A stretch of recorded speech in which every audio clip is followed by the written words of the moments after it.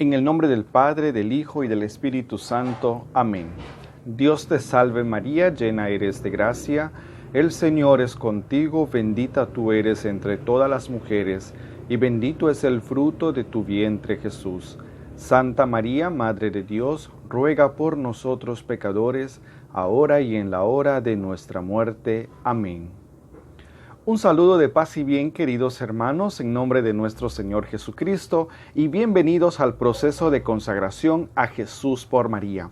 Hoy damos inicio al tercer bloque de este proceso que tiene donde iremos viendo sobre el conocimiento de María.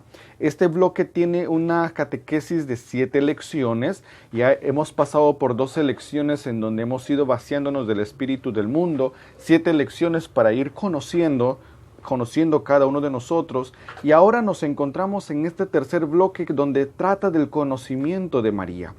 María, Nuestra Señora, tiene un gran papel fundamental en nuestros tiempos, tiene un gran papel fundamental en la Iglesia, en la historia de la humanidad. Es por eso que nosotros necesitamos conocer el actuar de María. Es por eso que nosotros necesitamos ver cómo María actúa, cómo María trabaja en estos tiempos en la Iglesia. San Luis María de Montfort decía que por medio de María vino Jesús al mundo y por medio de María tiene que reinar Jesús en el mundo. Entonces María tiene un papel fundamental en la Iglesia, en nuestros tiempos, en la historia de la humanidad, porque es por medio de ella quien Jesús va a tener que reinar en el mundo, es por medio de ella quien Jesús va a tener que reinar en nuestros corazones. María es muy poco conocida, decía San Luis María de Montfort. Por lo tanto, nosotros, tú y yo, necesitamos conocer a la Madre, necesitamos conocer a la Señora. Y en este bloque vamos a ir conociendo un poco más de la Señora, vamos a ir conociendo un poco más de María Santísima, porque María es Madre de todos nosotros. En este bloque, o el primer tema de este bloque que vamos a tratar es acerca del tema que abre a esto sobre las apariciones marianas.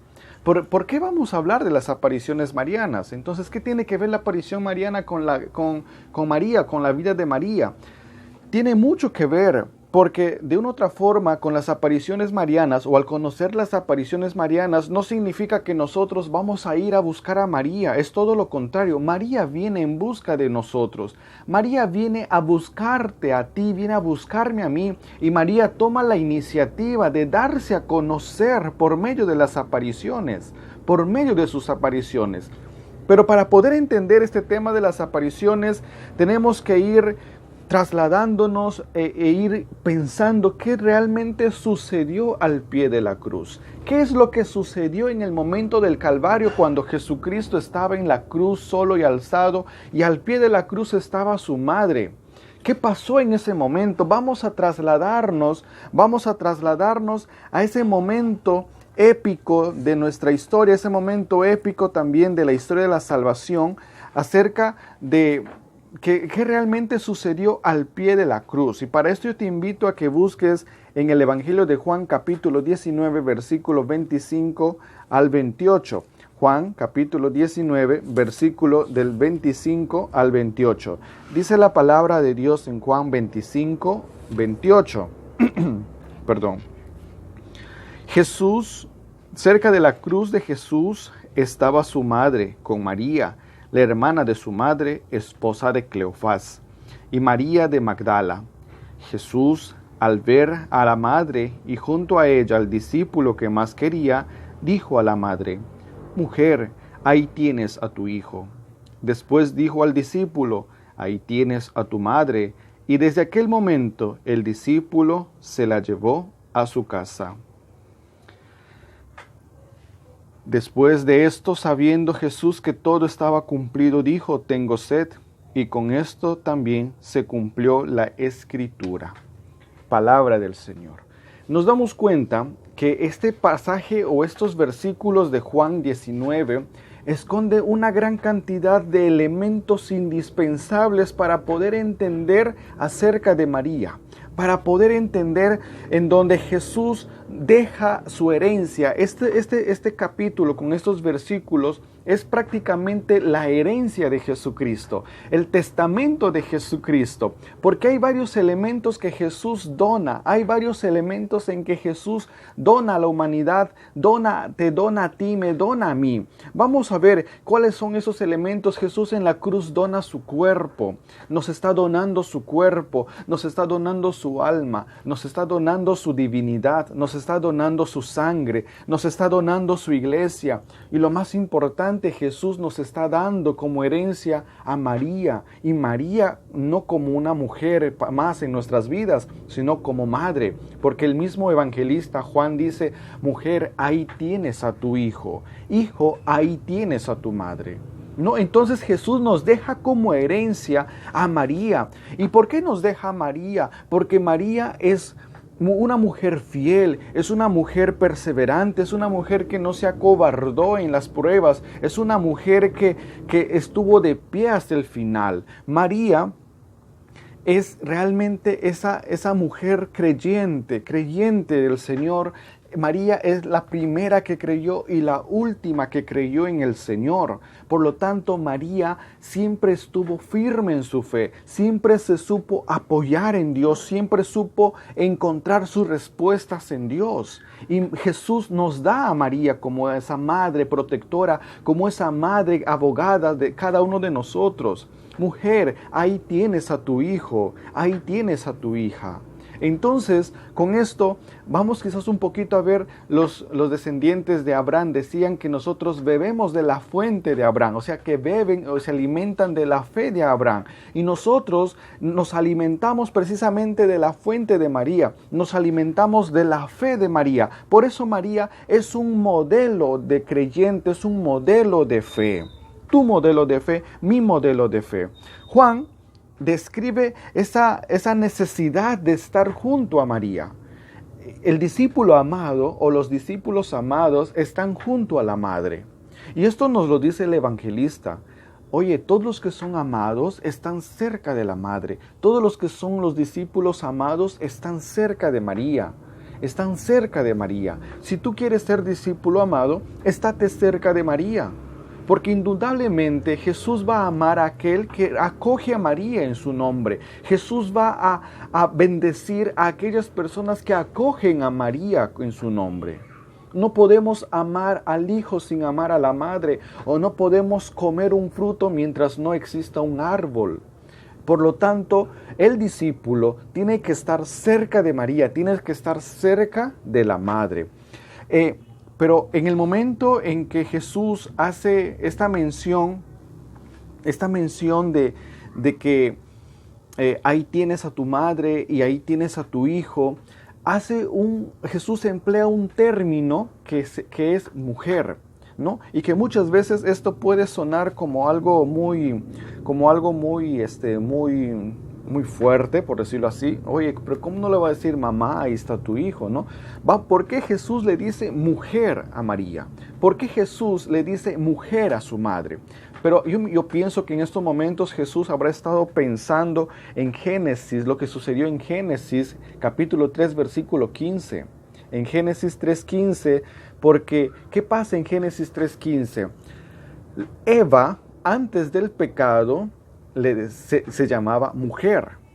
Si ustedes van a Génesis y empiezan a buscar Génesis, no aparece cuando Dios creó a la mujer, no le dice, oye, acá está Eva, sino que Dios le llama mujer y a Adán incluso le llama mujer. Eva, o toma el nombre de Eva, después que cometió el pecado. Dice la Escritura que después Adán lo llamó Eva, ¿no? Entonces, ¿significa qué cosa? Que Eva antes del pecado era mujer y después del pecado se llama Eva o toma el nombre de Eva. Y por lo tanto, el mujer o el apelativo de mujer es un título en la boca de Jesús. Incluso ahí mismo en Génesis, Dios dice, y una mujer te aplastará la cabeza. Y está haciendo mención a María Santísima. Por eso Jesús le dice mujer. Como quien decir, esta es la mujer que pisará la cabeza de la serpiente. Esta es la mujer que derrotará las hazañas de Satanás en la obra de la iglesia, en la vida del creyente. Entonces, vemos cómo que también Jesús en la cruz, en ese momento, estamos examinando un poco estos versículos, y Jesús en la cruz establece la nueva alianza. Jesús establece una nueva alianza, pero ¿qué tipo de alianza? Una alianza familiar, Si ustedes se dan cuenta, mis hermanos, nosotros en el Antiguo Testamento vemos que todas las acciones o todos los acontecimientos importantes siempre ha sido a través de alianzas. Bueno, tenemos la primera alianza de Adán y Eva, ¿no? La primera alianza de pareja. Tenemos otra alianza con Noé, ¿no? Una alianza más familiar, ¿no? ¿Se acuerdan de la vida de Noé, verdad? El que construyó el arca. Después hace una alianza Dios con una pequeña tribu, la tribu de Abraham, ¿no? Con una pequeña tribu, a la cabeza estaba Abraham.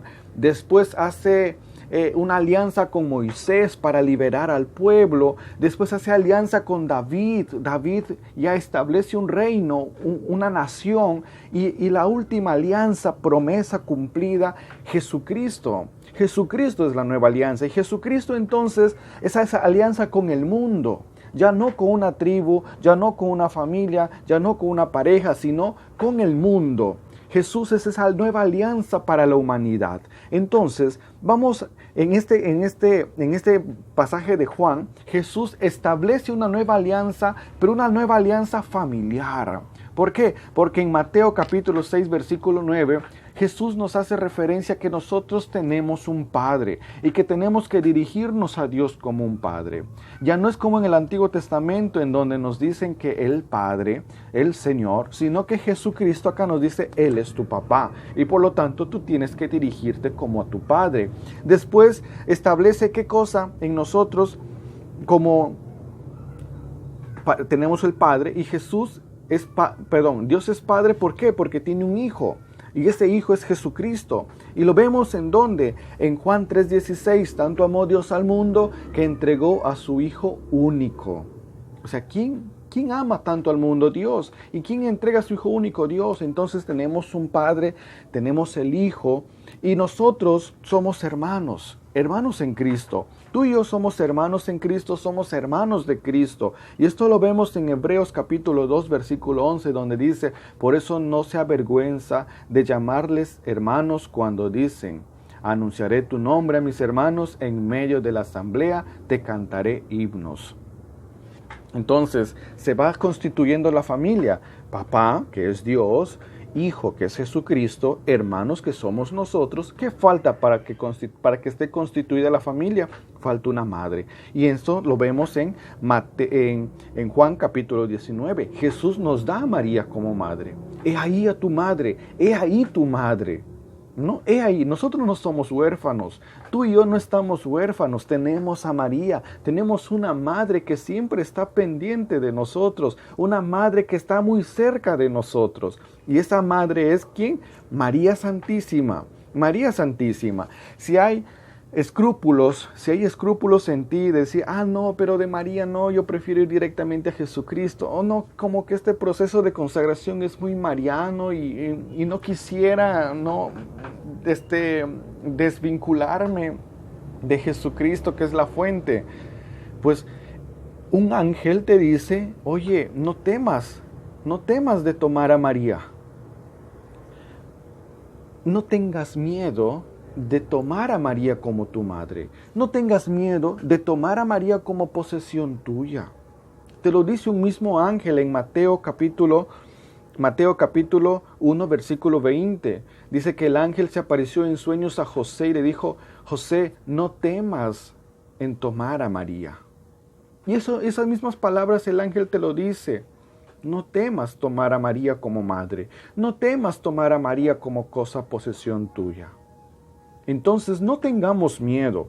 Entonces, mis hermanos, esta alianza que establece Jesús es una alianza más familiar, en donde hemos ido conociendo un poco, y que esto ¿qué tiene que ver con las apariciones? Y hemos entendido qué sucedió, ¿verdad? En al pie de la cruz en el Calvario. Jesús nos dona a María, Jesús nos entrega a María, Jesús nos da a María, pero no como una mujer cualquiera, sino nos da como nuestra madre, tu madre, mi madre. Entonces, vamos a ver entonces por qué María hace esas apariciones, por qué María se manifiesta a la humanidad. Las apariciones, hay una pregunta que pueda surgir en este tema de las apariciones, a decir, ¿acaso una persona que sube al cielo puede aparecerse? Pues sí, puede aparecerse. Una persona que sube en cuerpo y alma al cielo sí puede aparecerse. Y esto lo vemos en Elías, el profeta Elías. Vamos a ver algunos antecedentes de las apariciones. Por ejemplo, el profeta Elías, cuando sube al cielo, es arrebatado de una carroza de fuego, ¿no? Esto lo vemos en 2 de Reyes, capítulo 2, versículo 11. ¿Y dónde se manifiesta el profeta Elías? En la transfiguración de Jesús en el monte Tabor. Y esto lo vemos en Mateo 17:3. Moisés también, que sube al cielo en cuerpo y alma. Moisés sube al cielo en cuerpo y alma. Oye, ¿qué estás hablando? ¿Dónde dice eso? Eso dice en Judas capítulo 1 versículo 9, cuando había una batalla entre el arcángel Miguel y el diablo, se disputaban por el cuerpo. Entonces, San Miguel arrebata el cuerpo, arrebata el alma al cielo de Moisés. ¿Y en dónde hace su aparición Moisés? En el monte Tabor, en la transfiguración de Jesús, Mateo 17:3. Entonces, sí es posible aparecerse. María sube al cielo, y esto lo vemos en Apocalipsis 12, capítulo 12, versículo 1. Y una gran señal en el cielo, una mujer vestida de sol coronada de 2 estrellas. ¿Y dónde se aparece María? Se aparece en todo el mundo. Entonces, hermanas, hermanos, no es algo extraño que realmente personas que han subido en cuerpo y alma al cielo estén, digamos, o no puedan aparecerse. Claro que pueden aparecerse, ¿no? Claro que pueden aparecerse.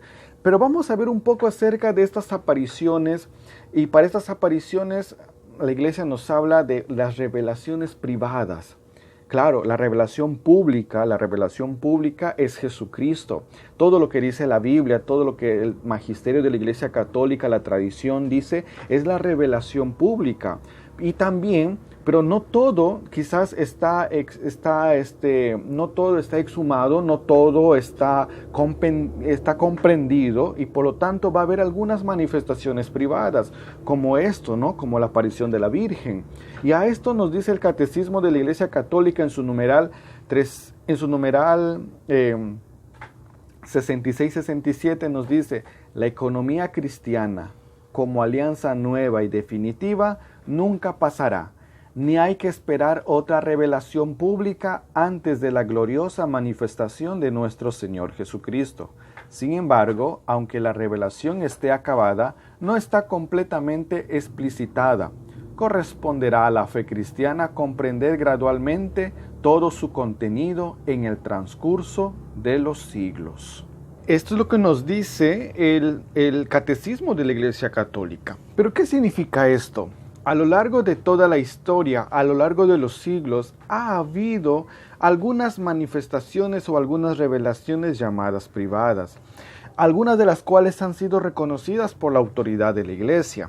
Pero, sin embargo, estos no pertenecen al depósito de la fe. ¿Cómo es esto? O sea, que su función no es de mejorar o completar la revelación definitiva en Cristo. No, Cristo es la revelación definitiva. Cristo es la revelación de Dios. Cristo es la manifestación del Dios verdadero, las promesas cumplidas de Dios, ¿no? Entonces, estas revelaciones privadas no pertenecen al depósito de fe, pero, sin embargo, esto nos ayuda a vivir plenamente, todo lo que Jesús nos manifestó, todo lo que Jesús ya nos habló. ¿Por qué? Porque si bien es cierto, todas las manifestaciones o todas las revelaciones siempre hablan de un mensaje central, especialmente el de la Virgen. Su mensaje central es siempre cristocéntrica. ¿no? Siempre es cristocéntrica. Entonces, estas revelaciones privadas nos ayudan a ¿qué? A vivir plenamente nuestra fe, a vivir fieles a Jesucristo en ciertas épocas de nuestra historia, porque si ustedes saben, las apariciones marianas se han dado en acontecimientos importantes que se vivían en el mundo.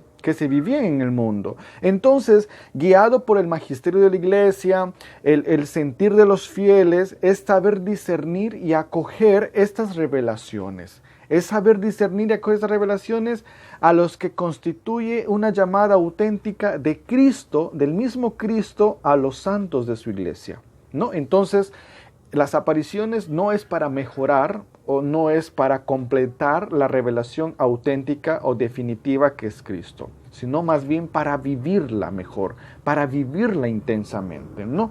Vamos a ver algunas manifestaciones de la Virgen María aprobadas por la Iglesia, algunas manifestaciones o revelaciones de que nos hablan o nos dejan un gran mensaje fundamental, En esto empezamos por el año de 1830 sobre las apariciones de la Virgen María a Santa Catalina de Labouré, que es bajo la advocación de la medalla milagrosa, ¿no? Dice que el 27 de noviembre de 1830 la Santísima Virgen María se apareció a Santa Catalina, es una humilde religiosa, ¿no? Vicentina, de la Orden de los Vicentinos, y se le apareció de esta manera. Dice que la Virgen vestía de blanco, junto a ella había un globo luciente, un globo lleno de luz, a la cual estaba la cruz. Y Nuestra Señora dice que abrió sus manos y de sus manos empezaron a salir como rayos de luz o rayos luminosos, ¿no? Que descendían sobre la tierra, ¿no? Y María Santísima le dijo a Santa Catalina, este globo que has visto, vamos a ver qué le dice la Virgen. Este globo que has visto es el mundo entero donde viven mis hijos. Estos rayos luminosos son las gracias y bendiciones que yo expando sobre todos aquellos que me invocan como madre. Me siento tan contenta al poder ayudar a los hijos que me imploran protección.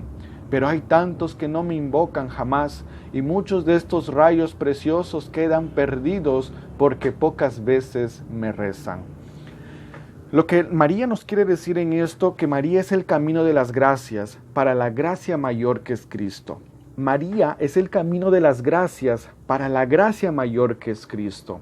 María no se va a quedar encerrada en ella, sino que María va a querer que nosotros, sus hijos, lleguemos a su Hijo mayor, a nuestro hermano que es Jesucristo, que nosotros nos realicemos tan completamente en Jesucristo. Y María tiene un deseo ardiente en su corazón de que quiere vivir en nuestras casas, que quiere habitar en nuestras casas. Tenemos que tener la actitud de Juan, de llevar a María a nuestra casa. Dice la palabra de Dios en el Evangelio de Juan, desde ese entonces Juan se la llevó a su casa. Y tú y yo tenemos que llevar a María a nuestras casas. Y cuando llevamos a María a nuestras casas, llega María, pero no llega sola, sino llega también con Jesús. Y esto nos está diciendo, la gracia mayor de María es Jesucristo. María es el camino de las gracias, pero nos quiere dar la gracia mayor que es Cristo, que es nuestro Señor.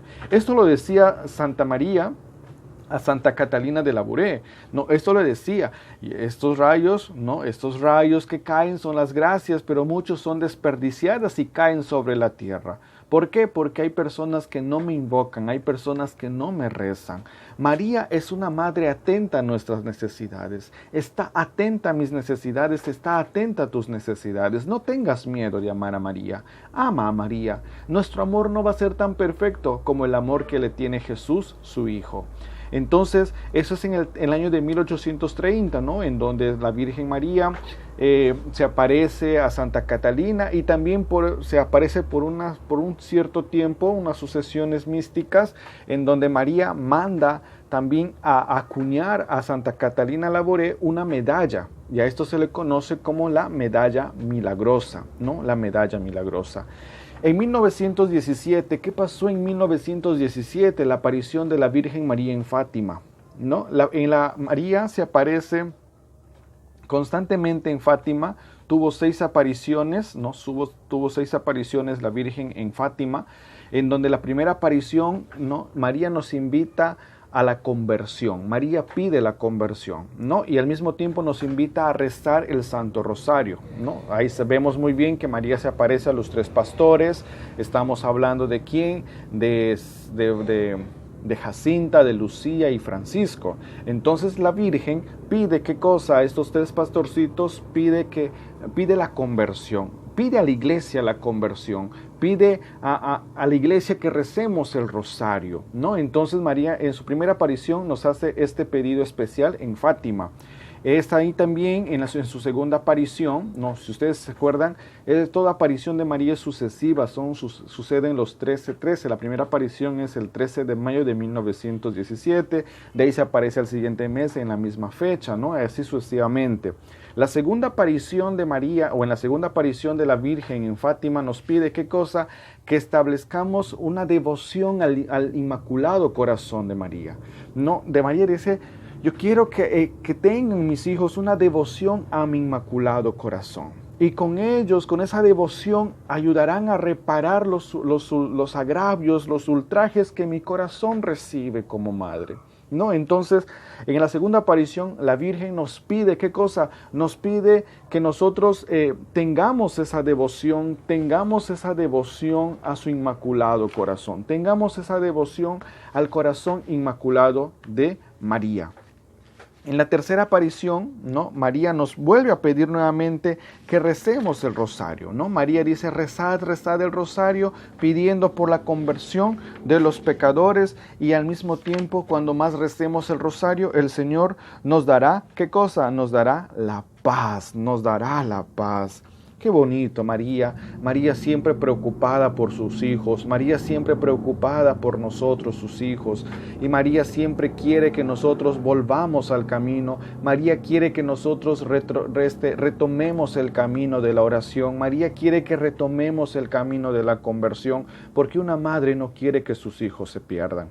En su cuarta aparición, María nos pide, ¿qué cosa? Nos pide practicar la caridad, hacer oración y sacrificio por la salvación de los pecadores.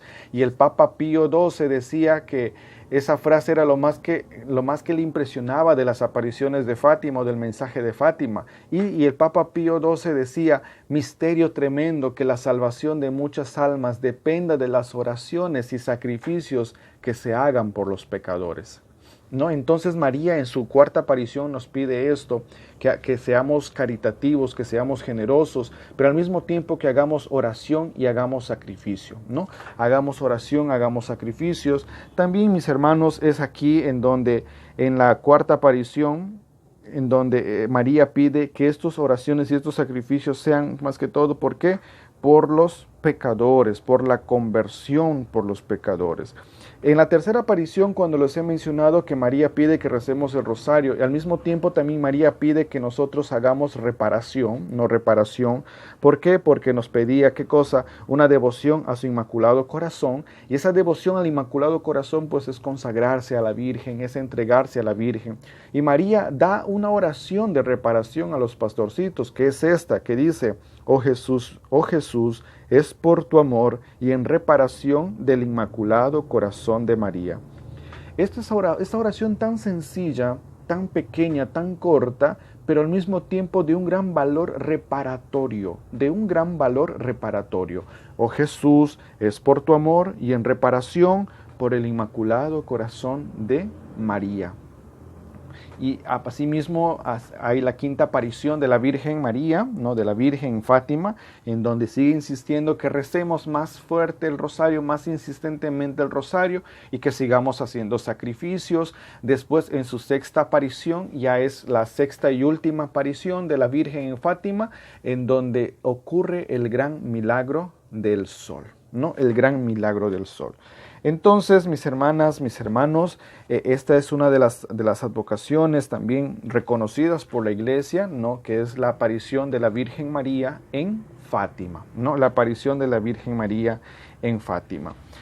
Hermanos, hay muchas otras apariciones, como la aparición de la Virgen de Guadalupe, la aparición de la Virgen de Lourdes, la aparición de la Virgen del Pilar, que es la primera aparición mariana, ¿no? La advocación, la Virgen del Pilar, es la primera advocación mariana, o es la primera, aparición mariana en la historia de la Iglesia, en donde en España dice la historia que la Virgen se le apareció al apóstol Santiago, ¿no? Encima de un pilar. Es por eso que a la Virgen lo dicen o le dan esa denominación de la Virgen del Pilar. Y en todas sus apariciones, la Virgen siempre, mis queridos hermanos, nos habla de esa conversión, de que tenemos que orar por los pecadores, de que tenemos que regresar a Cristo, de que tenemos que tomar nuestra vida de oración. Entonces, estas son algunas apariciones marianas por las cuales se ha querido iniciar, este proceso de consagración de este bloque, en este bloque del tercer bloque, del conocimiento de María, ¿no? Entonces, hermanos, acá también, como les decía, hay algunas fechas históricas para ir conociendo un poco.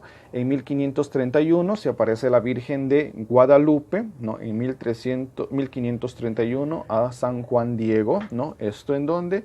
En México, ¿no? En México.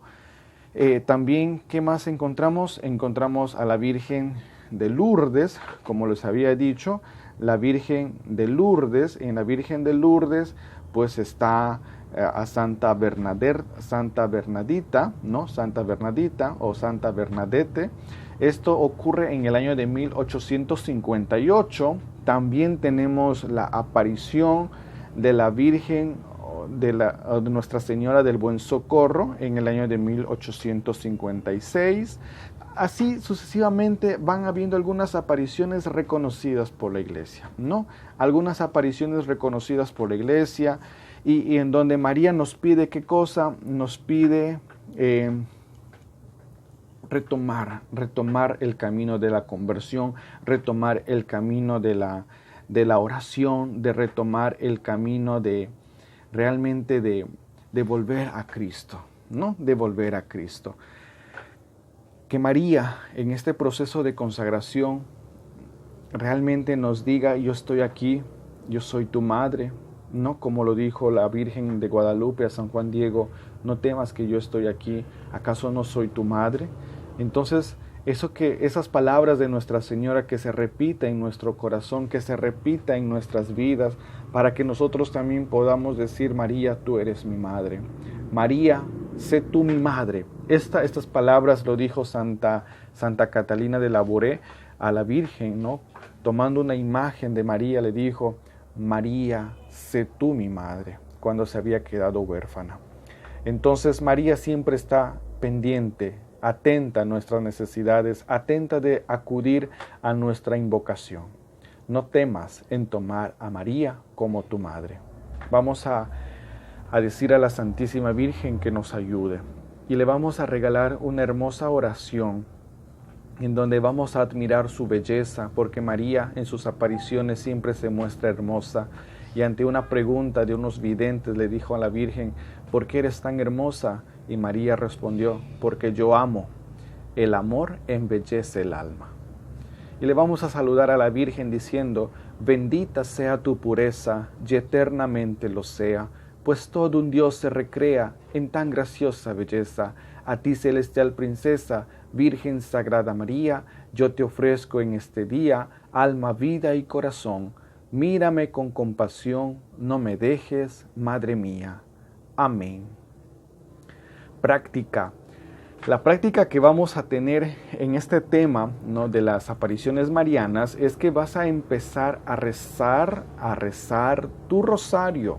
No, vas a empezar a tomar tu rosario y a rezar tu rosario pidiendo a la Virgen que te dé esa capacidad de amar a María, ¿no? De amar a María. Y segundo, vas a empezar a buscar una historia, ¿no?, o la historia de alguna aparición aprobada por la Iglesia de la Virgen María. pídele a la Virgen, pide en oración, pídele al Señor, Señor, ¿qué advocación quieres que conozca de tu madre?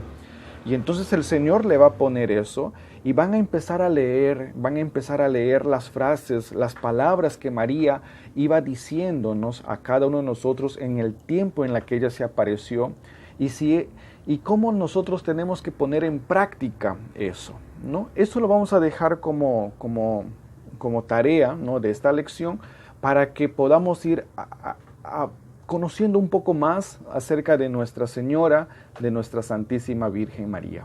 Que Dios y la Virgen los bendigan. Alabado sea Jesucristo y nos vemos el día de mañana. Bendiciones.